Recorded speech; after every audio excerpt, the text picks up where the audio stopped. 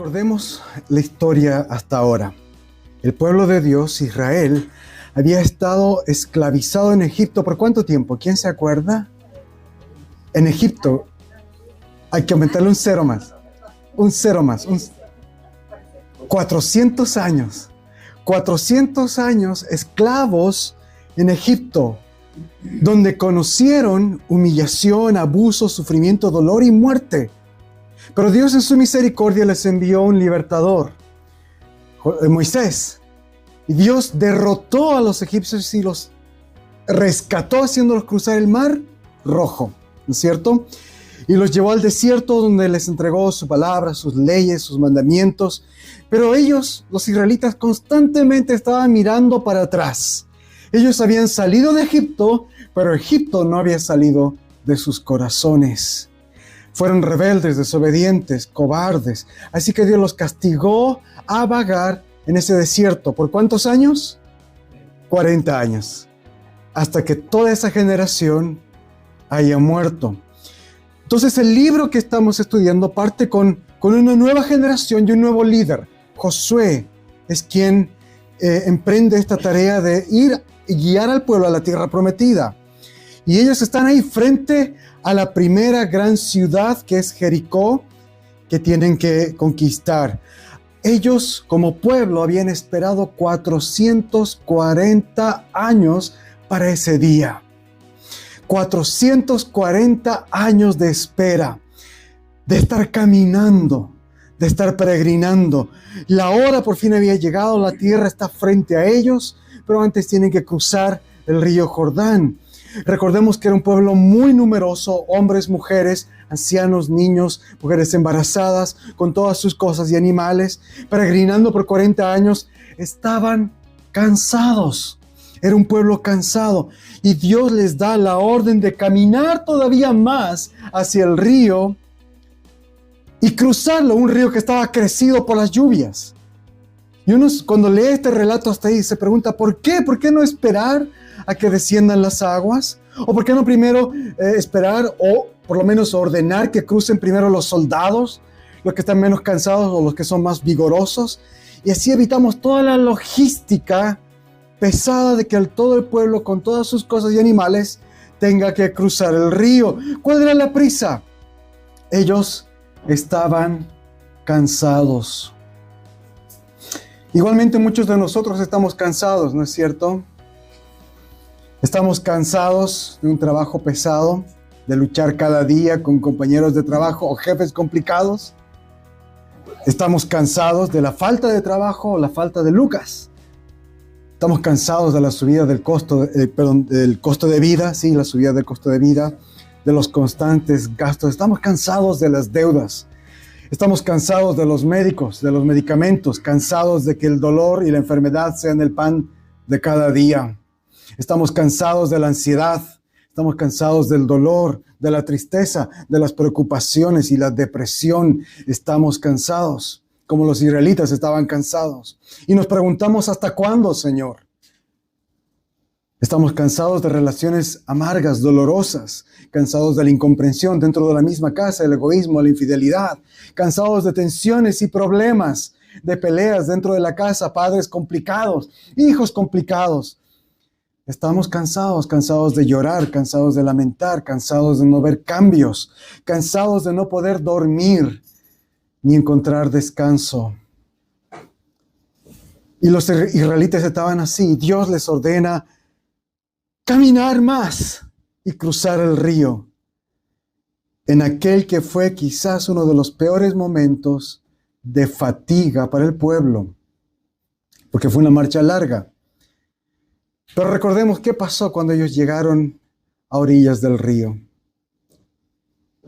Vieron la gloria de Dios. Las aguas se abrieron, como el mar Rojo 40 años atrás. Hermanos, a veces Dios permite que experimentemos el cansancio para que aprendamos a entregarle a Él nuestras cargas, nuestro dolor, nuestra ansiedad, para que podamos confiar en Él, para esperar que Él haga lo que nosotros no podemos hacer. Nosotros debemos caminar, debemos perseverar, debemos mojarnos las patitas en el río y esperar que Él haga lo que tú y yo no podemos hacer. Y eso es lo que los israelitas experimentaron. Cruzaron el río y Dios los llevó a Gilgal. Ese es el lugar de descanso. Gilgal es un lugar muy especial. En Gilgal ellos pisaron por fin la tierra prometida. Por fin, 440 años de espera y están pisando la tierra prometida, aunque todavía hay mucho por hacer, pero ya están ahí. Jesús es nuestro Gilgal. Jesús es nuestro lugar de descanso. Mira lo que dice el Nuevo Testamento, lo que dice Jesús. Vengan a mí todos ustedes, los agotados, que yo los haré descansar. Jesús es nuestro milagro. Él es el que separa las aguas. Él puede dar descanso en medio de la tormenta. Él te sostiene, te guarda. Él nunca duerme, el que te protege. Él es fiel, Él lo hará. Entonces Dios ordenó que el pueblo marchara, que cruzara el río, a pesar de su cansancio, porque Él quería mostrar su poder a ese pueblo. Hermanos, estoy convencido de que Dios va a mostrar su poder en tu vida, si tan solo tú confías en Él y perseveras. A veces no entendemos por qué Dios me sigue dando la orden de seguir avanzando. Y quiero rendirme, quiero parar. No, sigue adelante. Pero hay otro motivo por qué Dios les ordenó cruzar el río. Él quería que su pueblo supiera que estaba Dios de su lado. Sí, su pueblo es su principal motivo. Pero hay otra razón más. Y está en el primer verso de nuestro pasaje. Y es que los enemigos de los israelitas supieran que el mismo pueblo que había cruzado el Mar Rojo estaba ahora en su patio trasero. Que el Jordán se había abierto ante ellos. Y eso es lo que dice el primer verso. Los reyes amorreos se enteraron de que el Señor había secado las aguas del Jordán. Y también lo supieron los otros reyes, los cananeos, todos los pueblos que habitaban esa zona, escucharon. ¿Y qué pasó cuando ellos se enteraron? Esto pasó. Ante esta noticia, perdieron el valor y el ánimo por causa de los hijos de Israel. Hermanos, sus corazones se derritieron. Quedaron sin ánimo. ¿Te das cuenta de lo que está pasando aquí? Que sin levantar una sola espada, el Señor ya había derrotado el ánimo de los enemigos del pueblo de Dios. Que el Señor, sin que ninguno de los israelitas marche para amedrentar, para asustar a los enemigos, el Señor lo hizo. Él ha preparado la victoria para su pueblo. Y lo mismo hace por nosotros. En medio de nuestro cansancio. Podemos estar cansados, podemos no tener fuerzas para ni siquiera levantarnos. Pero el Señor está haciendo su obra. Él ha vencido a nuestros enemigos. Él nos dará la victoria. Ni las puertas del infierno prevalecerán contra nosotros, porque Dios es quien pelea por nosotros. Ahora, imagínate lo que fue esto. Jericó está a 3 kilómetros de Gilgal, o del Jordán. Eso quiere decir que los de Jericó, desde sus murallas, vieron a lo lejos cómo el río se detuvo. Imagínate qué tremenda imagen debió ser para ellos. Ver cómo de repente ese río caudaloso por las lluvias está seco. Y de repente empiezan a cruzar. 100, 200, 300 mil, 2000, 3000, y no paran de cruzar. Hombres, mujeres, niños, ancianos, están cruzando y sus animales y cruzan y son millones. Y de repente acampan ahí a pocos kilómetros de tu casa. ¡Qué potente! Les llenó de pánico. Hermanos, cuando Dios hace cosas que no entendemos, como ordenarte cruzar un río, como ordenarte perseverar en medio de tu cansancio, ordenarte a perseverar en medio de tus relaciones quebrantadas, en medio de un trabajo agotador, ser fiel a pesar de las situaciones. Cuando Dios te ordena hacer cosas que nosotros no entendemos, debemos confiar en sus propósitos, porque siempre Él tiene un plan de bendición, de victoria para su pueblo. Ese día los israelitas no hicieron nada más que cruzar. Y estoy seguro que para ellos fue algo que su mente estaba en ellos, en cruzar, en que no se pierda la guagua, qué sé yo. Y se dieron cuenta de lo que Dios estaba haciendo en los corazones de sus enemigos. Pero Dios estaba haciendo su obra. Y eso nos lleva a la parte central del pasaje, los versos 2 al 12. Luego de cruzar, el Señor le ordena a Josué hacer otra cosa rara. ¿Qué es lo que le ordenó a Josué? Le ordena circuncidar a todos los varones de Israel, y esto es una decisión que desafía nuestra lógica humana. ¿Por qué? Así como no es lógico cruzar un río en época de lluvia, con un pueblo cansado, tampoco es lógico ordenar una operación debilitante a todos los hombres que están a punto de entrar en batalla. ¿No es cierto? Porque la circuncisión era una operación inmovilizante, dolorosa, mucho más en una época donde no hay analgésicos. ¿Qué orden más extraña? Circuncidar a todos los hombres a pocos días, estando tan cerca de sus enemigos. Es como si el entrenador Marcelo Bielsa le hubiera ordenado a la selección chilena que se haga una cirugía plástica unos días antes de su partido contra Colombia en octubre del 2009. No hubiéramos clasificado para el Mundial. Solo pensar de esa idea es ridículo, ¿no es cierto? Muchachos, háganse una cirugía plástica. Mañana tenemos partido. Es ridículo. Lo que la selección necesitaba era prepararse anímicamente, estar bien, en buena condición física, no estar recostados en una cama de un hospital. Israel iba a necesitar fuerzas, no debilidad. Los hombres debían estar vigorosos para la batalla, no tirados a ir llorando por su dolor, no debilitados. Pero ¿sabes qué? Los caminos del Señor no son nuestros caminos.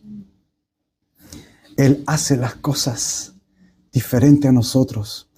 El apóstol Pablo lo dijo muy bien en 2 Corintios 12:10, porque mi debilidad es mi fuerza. La orden de ser circuncidados tiene un propósito pastoral, educativo. Al circuncidarles estando tan cerca de sus enemigos, tan pronto a la batalla, Dios les estaba enseñando a los israelitas que ellos no debían confiar en sus fuerzas. Si te pones a pensar, lo que Dios está haciendo es quitarles su capacidad de ir a la guerra y al mismo tiempo retomar esta señal del pacto de compromiso. Ellos debían confiar en Dios. Es increíble que solo Dios hace eso, ¿no? Que para enviarte a la guerra te debilita. Vamos a ver cómo es que esta guerra contra Jericó es ganada. Vamos a ver cuánto esfuerzo tienen los israelitas. Ahora, ¿por qué también los fueron circuncidados? Porque, como hemos leído en los siguientes versos del 4 al 6, se explica que esa generación que está con Josué nunca había sido circuncidada, porque eran los que habían nacido en el desierto. Sus padres, los que salieron de Egipto, ellos sí estaban circuncidados. Pero ya sabemos qué pasó con ellos. Fueron rebeldes, desobedientes, anduvieron 40 años en el desierto y murieron todos, menos Josué y Caleb. Y durante todos esos 40 años los israelitas no se habían circuncidado ni tampoco celebrado la Pascua. Entonces estaban incumpliendo una norma que Dios había instaurado. Pero hay algo muy importante que debemos recordar. Dios no estaba interesado solo en la circuncisión física, sino en la espiritual. En Deuteronomio 10, verso 16, Dios les dice a los israelitas esto: circunciden el prepucio de su corazón y no sigan siendo obstinados. El corazón es lo que Dios ve. En Romanos 2:29, el apóstol Pablo dice que Dios desea la circuncisión del corazón, que lo hace el Espíritu Santo. Entonces, la circuncisión física representaba que un israelita se entregaba a Dios, se presentaba ante Dios, presentaba a sus hijos a Dios en un compromiso de fidelidad. La circuncisión es este pacto de entrega, de confianza. Yo me hago débil para que tú seas fuerte en mí. Pero nunca era el acto nomás. Dios quería que sea de corazón, que esa entrega sea de corazón. El pastor escocés Alexander White oraba muy a menudo lo siguiente: Señor, yo me entrego a ti y cualquier cosa en mí que yo no pueda darte, te invito a que tú la tomes. Dios busca eso. Esta es la circuncisión espiritual. Presentar nuestras vidas, renunciar, cortar de mí, no solo un pedazo de carne, cortar de mí aquello que Dios no quiere en mí. Entregar a Dios todo nuestro ser, no solamente por medio de ritos. Los israelitas que murieron en el desierto son una tremenda advertencia para nosotros. Ellos sí estaban circuncidados, pero no en su corazón. No en su corazón. Solo en su exterior. Ellos en el fondo no amaban ni confiaban en Dios. ¿Qué va a pasar con la generación de Josué? Bueno, lo vamos a ver. Pero después de que Josué circuncidó a los varones de Israel, solo después de que los circuncidó, Dios le dice estas poderosas palabras: hoy les he quitado la vergüenza de los egipcios. Los 400 años están atrás. La esclavitud, que fueron años de humillación, años de azotes, de explotación, insultos, vejación, muerte. Los trataron peor que animales. Mataron a sus bebés por años, se los quitaban, los arrojaban al río para que lo comen los bestias, los mataban con espadas. ¿Solo para qué? Porque querían hacer control de natalidad. Años y años de abuso, de maltrato. Eso cala fuerte en la mente, ¿no es cierto? Y en el alma de una persona. Pero esa vergüenza ya no estaba más. La esclavitud de los egipcios ya no está más. Los días en que sus opresores les ordenaban hacer ladrillos, los destrozaban a látigos, se han terminado. Los días de humillación, de vergüenza, no van más. Queridos, hay una gran diferencia entre culpa y vergüenza. La culpa, yo creo, hay un tipo de culpa que yo creo que es muy buena, que la necesitamos. La culpa es lo que tú sientes cuando pecas, cuando haces algo malo. Por ejemplo, la culpa es lo que llevó a David, al rey David, a orar: reconozco que he sido rebelde, mi pecado está siempre ante mis ojos. Esa es la buena culpa, la que nos lleva al arrepentimiento. Sería grave que nosotros cometiéramos pecados y no sintiéramos culpa. Pero lo que los cristianos no necesitamos es vergüenza. No necesitamos ni debemos tener vergüenza. porque la vergüenza es diferente a la culpa. La culpa tiene que ver con lo que hacemos. La vergüenza tiene que ver con lo que somos. La vergüenza se da cuando hay algo en mí que está mal. Como cuando me cortan mal el pelo y estoy rapado de un lado, me da vergüenza salir a la calle, porque algo en mí, no es algo que yo he hecho, pero algo que está en mí, me da vergüenza. Pero la palabra de Dios dice respecto a la vergüenza, que si alguno está en Cristo, ya es nueva creación. Atrás ha quedado todo lo viejo. Lo mismo que les dijo a los israelitas, pero en otras palabras, ya no hay más vergüenza. Lo que tú eras, eso sí era digno de vergüenza. Porque antes eras enemigo de Dios. Por naturaleza, hijo de la ira. Merecías solo condenación, reproche, vergüenza. Pero la muerte y el sacrificio de Jesús apaciguaron la ira de Dios y pagaron el precio por nuestro pecado, y nuestra vergüenza ha sido removida y hemos sido hechos nuevas criaturas. No hay más vergüenza. ¿Te diste cuenta que en los versos 10 y 11, después de la circuncisión y después de estas palabras, Dios les ordena a celebrar la Pascua? Qué maravilloso sucesión de eventos. La circuncisión primero, esta entrega. Después no hay más vergüenza. La declaración de Dios. Son nuevas criaturas. Y después un alimento en la presencia de Dios. Comunión. Esa Pascua les recordaba esa comunión. Que han sido libres para estar con Dios. Hermanos, eso apunta directamente a Cristo, nuestra Pascua. En Jesús nosotros somos declarados justos, libres de culpa. Así como se sacrificaba un cordero para la cena de Pascua, Cristo es el Cordero de Dios que quita los pecados tuyos y míos. Hermanos, necesitamos recordar estas cosas. Necesitamos vivir como gente perdonada, libre de vergüenza. Somos libres. Amén. Para terminar, vamos a la última sección, versos 13 al 15. Aquí lo que vemos es que Dios preparó a Josué para liderar al pueblo para la batalla. Y el relato es asombroso. Dice que Josué estaba caminando, él salió del campamento y caminó hacia Jericó. Probablemente porque él quería hacer su propio reconocimiento. Ya tenía experiencia en esto de espiar.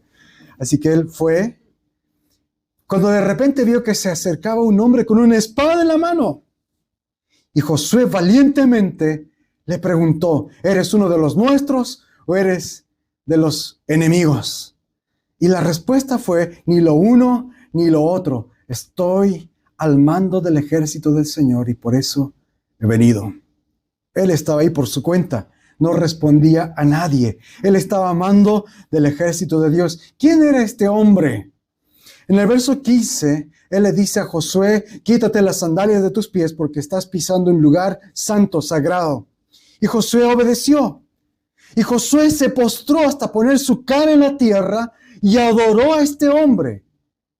Y le dijo, ¿qué órdenes tiene mi señor para este siervo suyo? ¿Quién era este hombre? Queridos, hay varios lugares en las Escrituras donde seres espirituales se manifiestan ante los seres humanos. A veces en la vida real, como en este caso, o a veces mediante sueños o visiones. Por ejemplo, en Apocalipsis, capítulo 19, verso 10, el apóstol Juan ve un ángel. Y el apóstol Juan también se postra frente a este ángel para adorarlo. Pero el ángel no acepta su adoración. El ángel le dice estas palabras, no hagas eso. Yo soy nada más que un consiervo tuyo. Adora a Dios. El ángel no permitió que Juan le adore, porque los ángeles están a servicio de Dios. El único que merece adoración es el Señor, el Creador. Pero en nuestro pasaje vemos que el varón que está con Josué acepta su adoración. Entonces pregunto nuevamente, ¿quién era ese hombre? Lo que vemos en nuestro pasaje es en lo que en teología se conoce como una teofanía, una manifestación visible de Dios, o quizás mejor sea decir una cristofanía, una manifestación de Cristo, el Hijo de Dios, a Josué antes de su nacimiento en Belén. ¿Eso qué nos enseña? Que Josué necesitaba a Jesús. Josué necesitaba la presencia del comandante de los ejércitos de Dios para seguir adelante con la misión que venía. Y nosotros también. La circuncisión, la Pascua y la presencia de este comandante. Eso es lo que el pueblo necesita para la guerra. Y eso es lo que tú y yo necesitamos.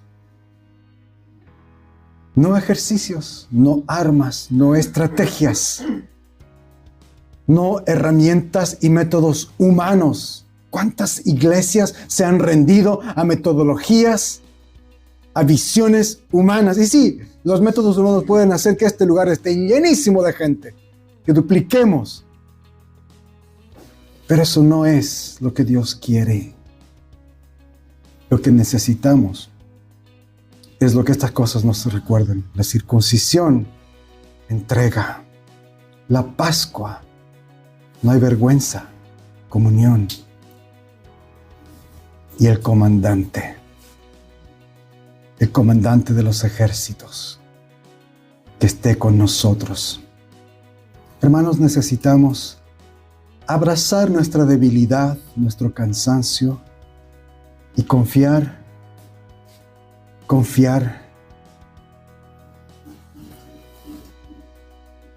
en el único que es capaz de darnos la fuerza. Pidámosla ahora con fe y salgamos al mundo para servir a Dios en fe y en amor. Amén.